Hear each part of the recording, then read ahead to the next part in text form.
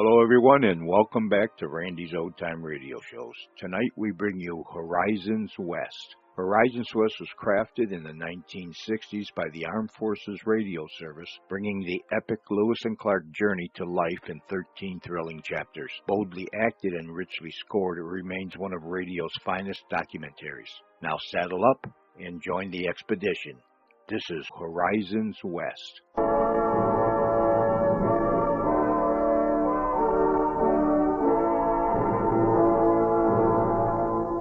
The American West. Once it could have been the British, Spanish, or even the Russian West. It became American primarily because of the explorations of two young Army officers, Meriwether Lewis and William Clark. Their pioneering journey stands as one of the great achievements in the history of the United States.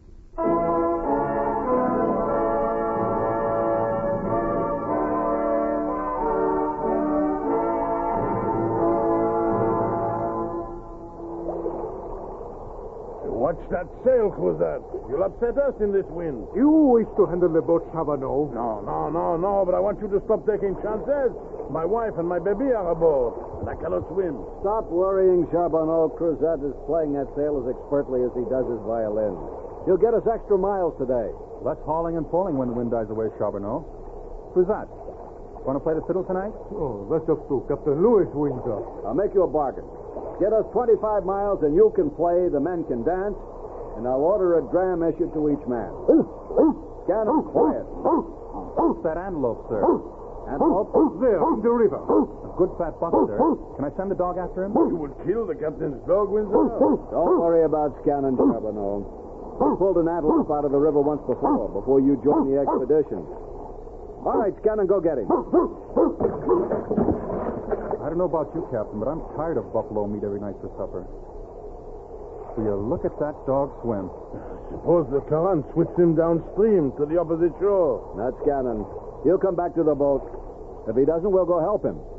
Look, he's got that antelope.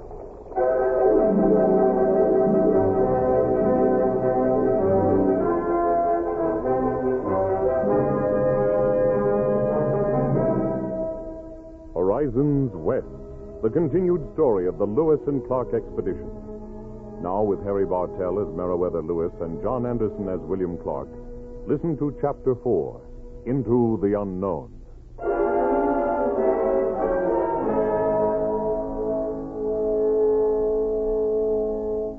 April 26, 1805. It was 3 weeks since the Corps of Discovery left their winter quarters near the Mandan villages in what is now the state of North Dakota. Favorable winds had brought them over 300 miles up the Missouri into more unsettled country, unexplored by the white man. That night we made camp opposite the mouth of a river which poured swiftly into the Missouri. Billy Clark identified it as the Yellowstone from descriptions given us by the Mandan Indians. Along with the buffalo meat provided by George Dreyar's rifle, we had antelope for supper provided by Scannon, who lay by the fire. Yes, Scannon. Sure you want him to have that, George? He earned it, Captain Lewis. No longer am I, George Dreyar, the best hunter in this Corps. Oh, by the way, from now on, it will be wise to keep the dog close to you, sir. We are in grizzly bear country. Scannon might make the mistake of going after one of them. He might. Right now, he's not afraid of anything. Excuse me, Captain Lewis, but Cruzat says we came 30 miles today. 28, by my reckoning. 28? Thank you, sir. Anyhow, Cruzat wants to know if we should get out his fiddle. 28's more than 25, isn't it? Yes, sir. Tell Sergeant Ordway to issue a drink to each man. Yes, sir. Thank you, sir. You're letting them dance tonight? They need fun and relaxation. The minute the wind stops, they'll be pulling the boats upriver, and they won't have enough energy left to dance. You're right, Meriwether. George, the Indians say grizzlies are the most dangerous of all animals. The Mandans go in bands to hunt them. Riflemen should do the same. A grizzly can keep charging even with a dozen shots in his body. Only a ball to the brain stops him dead. I suppose we'll have to go after a few of them in the interest of science. We'll need some specimens for Mr. Jefferson. At least the bones and the skin. The grizzly I saw this morning was at least 8 feet tall, and I guess his weight is about 1,000 pounds.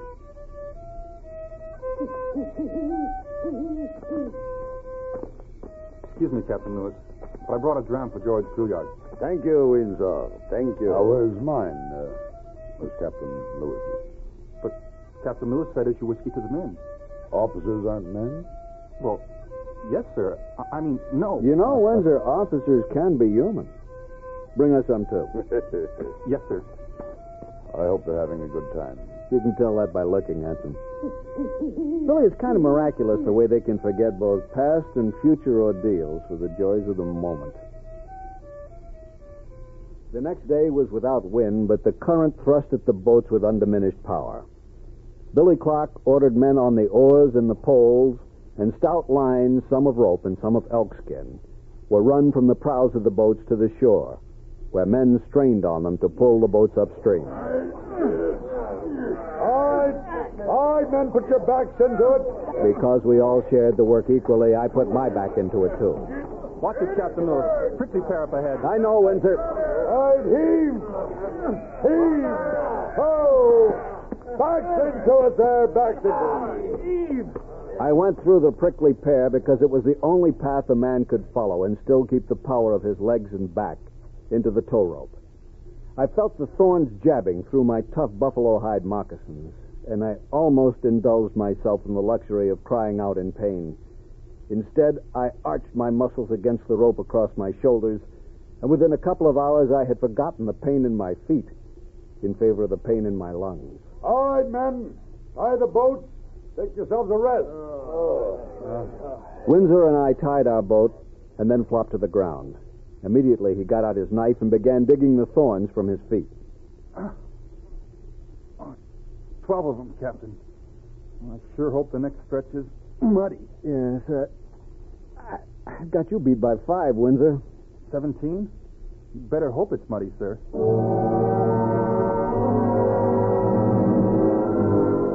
The following day, I stayed on shore to verify certain geographical features described by the Mandan. Noting signs of bear, I armed myself with rifle, knife, and my espontoon, a short spear hatchet issued to all infantry officers. I followed the Missouri to where a small stream tumbled into the main river from the north. Inland a few miles, it would be broken by rapids. If it was the stream the Mandans had named the Medicine River. I came across a buffalo cow. Not knowing how far away the rapids were, I decided to provide myself with food. It was a good clean shot which dropped the beast in her tracks, and I moved toward a potential lunch, supper, and breakfast. Then I heard the grizzly in turn. The sound of my rifle had angered the huge creature, and he was lumbering toward me. I swung my rifle upward, only to remember that I had fired it and had not reloaded. I ran as fast as I could through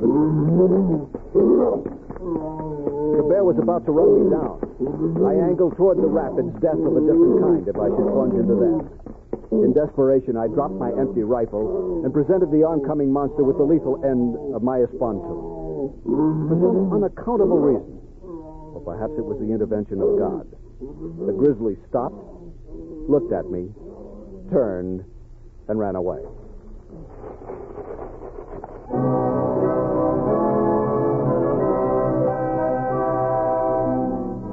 I reloaded my rifle and moved on upriver. Once more, I sensed something stalking and caught a backward glimpse of a large panther-like animal. I shot him dead, and then came upon a vast area taken over entirely by prickly pear. I had verified the river, I told myself. No use tearing my feet apart. I started back toward the main park. It was very late at night when I reached the sleeping camp, toting buffalo meat for myself and whoever else might want some for breakfast. Who goes there? Lewis, Meriwether Lewis. Come on in. Buffalo meat. You look worn out. I am. I verified the Medicine River and was attacked by a grizzly. You got him, obviously, or you wouldn't be here. He caught me with an unloaded rifle, but he changed his mind and ran away. After cornering me, too. I think perhaps the Almighty stepped in on my side. Merriweather, you are a lucky man. I know. Had supper? No. Well, let me fry you one of those buffalo steaks. You know, Billy, I think I'd rather fight 2 Indians any day than 1 grizzly. I know I would. Big ones, anyway. I guess they all are when they're after you. Before I put on the meat, how about a dram? I could use one. Well, I'll have one with you. I tossed a few sticks on the fire and watched the flames twist and dart and grow as they seized on the wood. As I do occasionally, I blessed the unknown human who first stumbled upon the secret of making fire millenniums and millenniums ago. Fire and the wheel, the 2 prime discoveries of man. 2 thimbles in a bottle. Pour, Merriweather. With pleasure. Billy, fire or the wheel, which is the greater discovery? Neither. Whiskey. Well, here's to your kind-hearted grizzly bear. With 1 swipe of a paw, he could have eliminated me. Here's to the paw he didn't raise. The hardest animal in the world to kill, and you with an unloaded rifle. Even if it had been loaded, I'd have had to hit him in the eye to drop him with a single shot. George Juilliard did it once. You know, I thought of that on the way in. I realize now what a tremendous feat that was. Master hunter. I came to another conclusion about the grizzly. The thing that makes him so dangerous isn't just his physical ability, it's his unpredictable nature. You mean his intelligence? Yes. You have to be intelligent to be unpredictable. I suppose he turned away because he didn't like my human smell. Well, it all points up one great need for men like us, men who go wandering out in the wilderness. What's that, Billy? A 3rd or 4th great discovery, or invention, a dependable, practical, repeating rifle.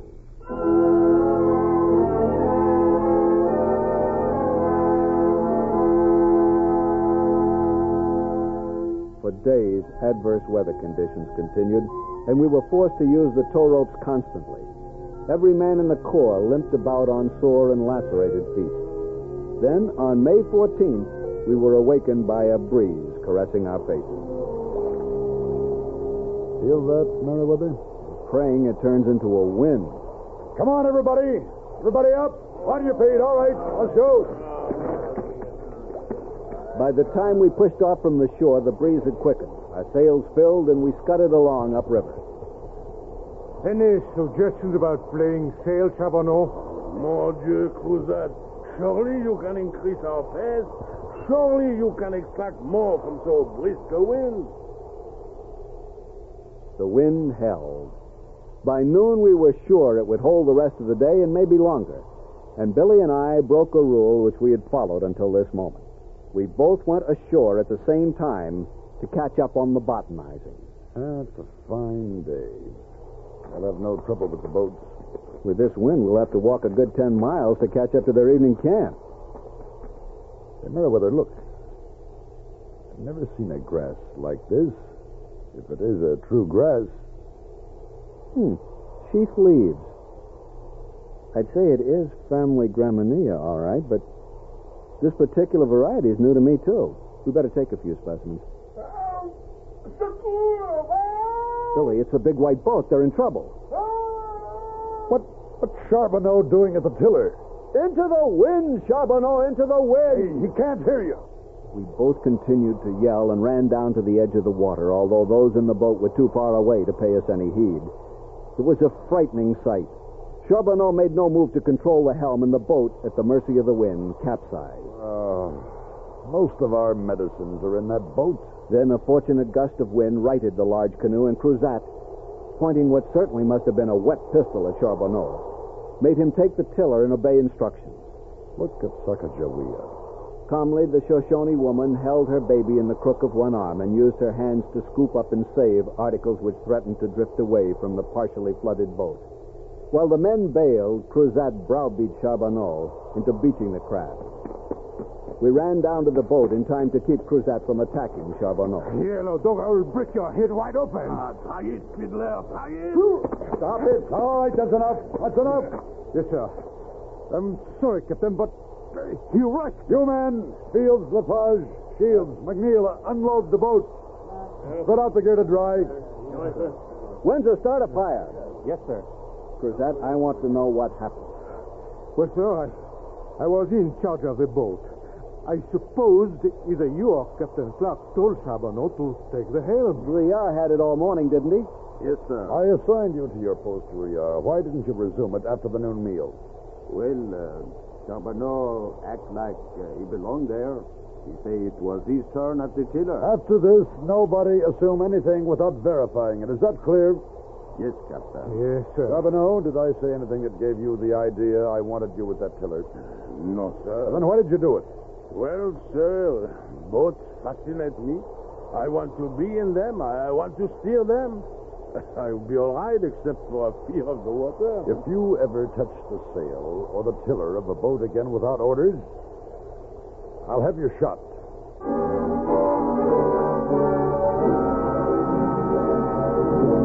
The wind increased, but of course we were compelled to spend the afternoon drying the contents of the boat instead of sailing briskly upriver. Luckily, we lost only a few items, all medicine. And by night, we had repacked everything and covered it against what proved to be a thunderstorm. We camped under a thick stand of trees. While fires were made and supper started, we were protected against sudden onslaughts of rain by the interlaced canopy of branches overhead. It had been a frustrating day, and the moment the evening meal was over, the men sought out their blankets. Feeling wakeful, wondering how much we would have to endure before reaching the Rocky Mountains, I took the first watch. The camp was heavily asleep. I remained under the biggest of the trees where Billy Clark, George Drouillard, Cruzat, and several others were sleeping. Scannon lay near me. Scannon, be quiet. I want to wake the whole camp. The dog pushed to his feet. He stared at me, the tree, then back at me, as if he were trying to tell me something.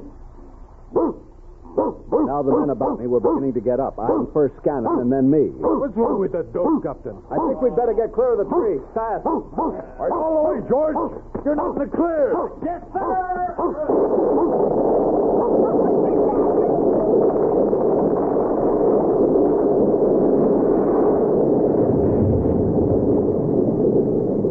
We reached safety just in time as lightning struck the tree, which came crashing to the ground.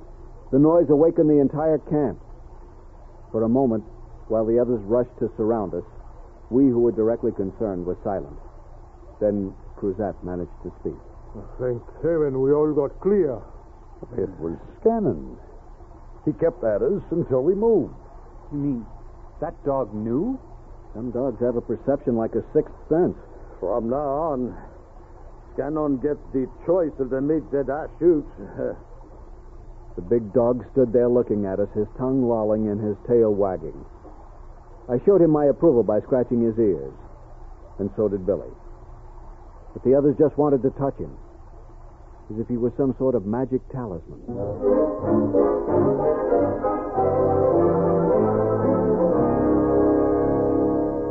Next morning, there was no rain, no wind. Back to the tow ropes again.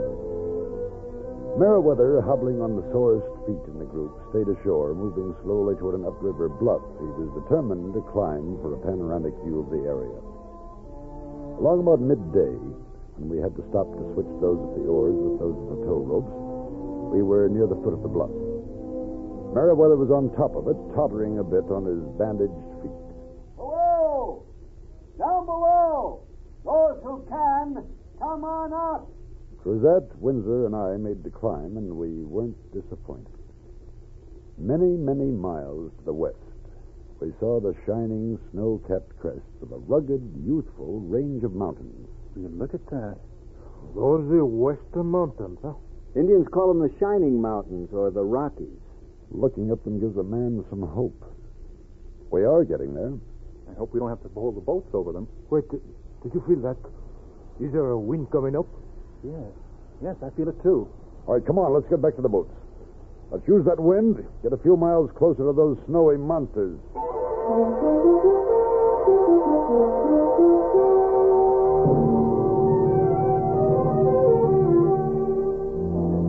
The evening of June 2nd, we reached a place where another river joined the Missouri, forming a sort of rough Y, with each fork approximately the size of the other. Looks like a problem to me, Meriwether. We're to follow the Missouri, but which is the Missouri? At this time of night, I don't know. Let's wait till morning. It's going to be a hard decision, night or morning.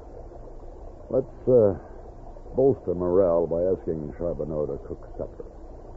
Whatever weaknesses Charbonneau had, they had nothing to do with his culinary skills. Well-filled stomachs made us sleep easily, and we awoke to a morning which showed us our dilemma of the two rivers in bright sunshine. Meriwether, both forks look about the same width. I judge they're about equal in volume of water. Either one could be the Missouri. We need to do a little reconnoitering. Most of the men are footsore and exhausted. We'll have to keep reconnaissance parties at minimum strength. 5 or 6 each. If you agree, I'll explore the South Fork with York, Sergeant Gass, George Shannon, and the two Fields boys. It's a fairly healthy group. I'll take Sergeant Pryor, Shields, Windsor, LaPage, Cruzat, and Brouillard. Might be a good idea if Sergeant Ardway moves camp to the spit of land between rivers. The men can rest and make new moccasins. Good. How far upstream do you want to go? Let's figure a maximum of 4 days. Well, that should tell us something definite. We assembled our respective patrols, and a few minutes after Billy Clark had started along the South Fork, I led my 6 men along the banks of the North Fork. This river seemed to be flowing in almost a north-south direction, through open plains-type country. It's the Missouri, Captain. It looks like that. Same old Missouri mud. And the same old prickly pear along the opposite bank. Then you all think it's the Missouri because the water's muddy. At the bottom, too, it's earthy and soft. If it is the Missouri, how do you account for the north-south direction? The way to the Pacific is west. Sooner or later, it will turn west, sir. I wish I could be as certain as you are. George, you and Sergeant Pryor better move on ahead and shoot us some dinner. Yes, sir. What is your pleasure? Buffalo, elk, deer, bear, or waterfowl? How about prairie dogs? What, you mean that, sir? You better get a few just in case there's nothing bigger available. Yes, sir. As it turned out, Pryor and Brouillard shot elk along with the prairie dogs, but fussy appetite or not, I found I preferred the latter.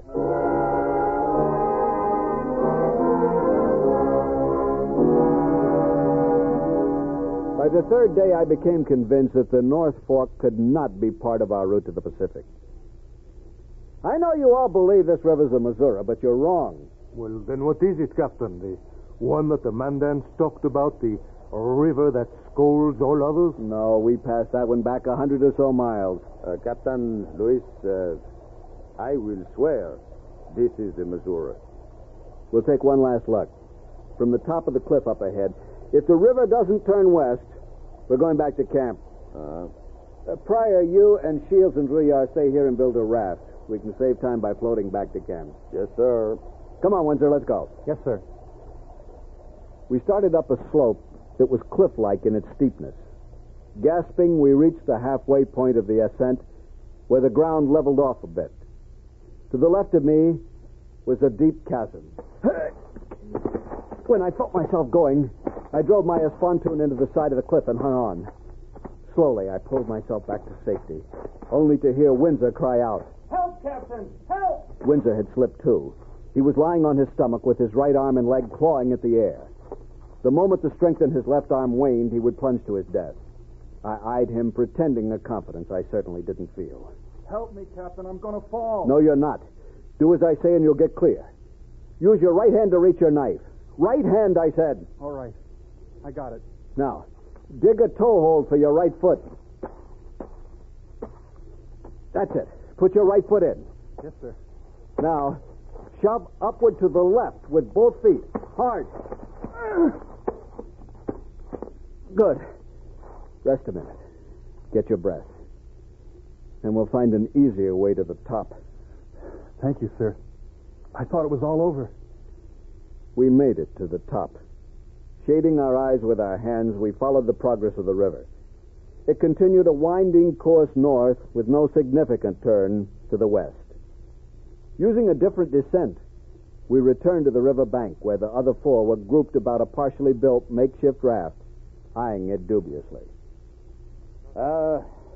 He's no use, Captain. There just is not enough wood here to make a seaworthy raft. On the way back to the main camp, a disagreeable trip because rain turned the earth into a particularly viscous mud beside the river. I spoke of the two rivers to the men. Each was convinced that this muddy North Fork was the Missouri. It's carrying a load of silt from the Canadian plains. Silt from here, too, sir. It could make its western turn beyond where we could see from that hill. I stopped discussing the question because I knew that ultimately the decision would have to be mine and Billy Clark's. It was another command decision and a crucial one. An error in judgment, and we could be taken many hundreds of miles out of our way. And by the time we retraced our steps, it would be too late in the season to attempt the crossing of the Rocky Mountains.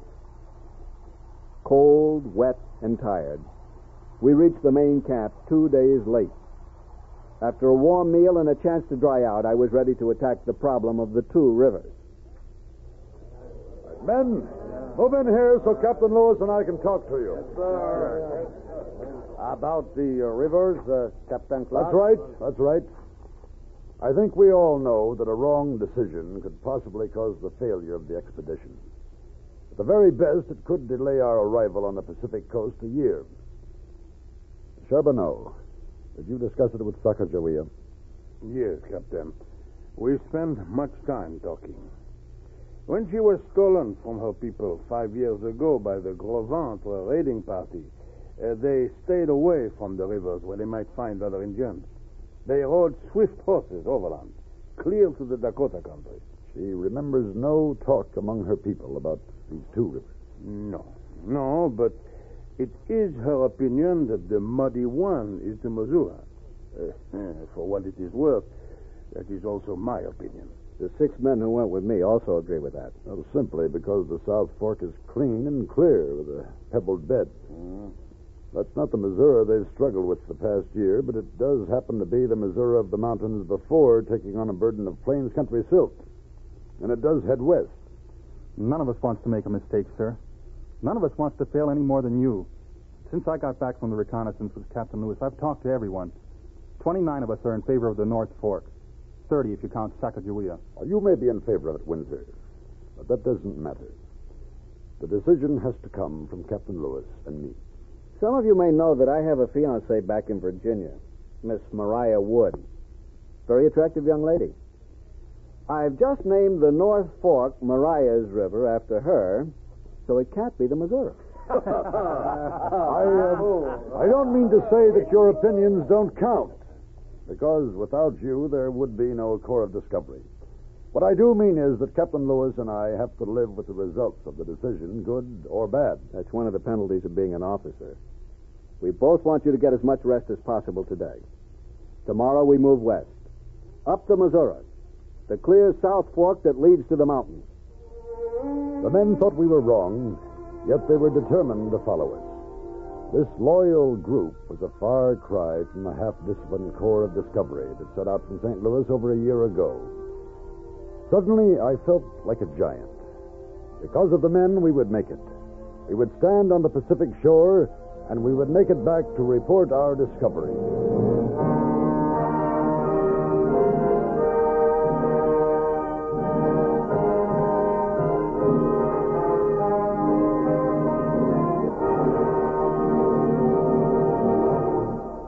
You have been listening to Horizons West, the continued story of the Lewis and Clark expedition.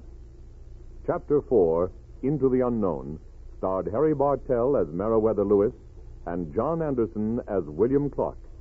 Featured in the cast were Carl Swenson, Sebastian Cabot, Don Diamond, Stephen Bell, and Dal McCannon. Our story was written by Carl A. and William Tunberg and directed by William Lally. Sound patterns by Gene Twombly.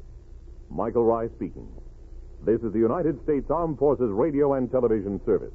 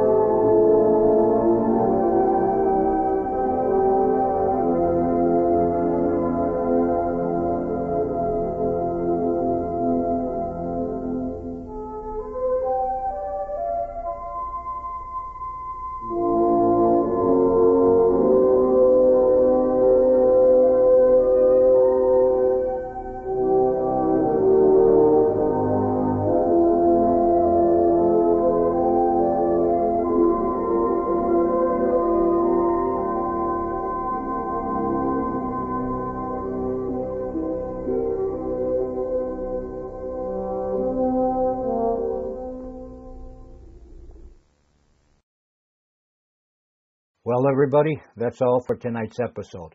If you would indulge me for just 1 minute, I'd like to ask you for your continued support of Randy's Old Time Radio shows. It takes time and resources to keep these classic programs alive, and that's where you can help. If you enjoy what I'm doing here, please consider making a small donation. Every bit goes right back into preserving and sharing these wonderful old broadcasts. Of course, even a like, a share, or subscription goes a long way. And for those of you who have already supported this channel, I can't thank you enough.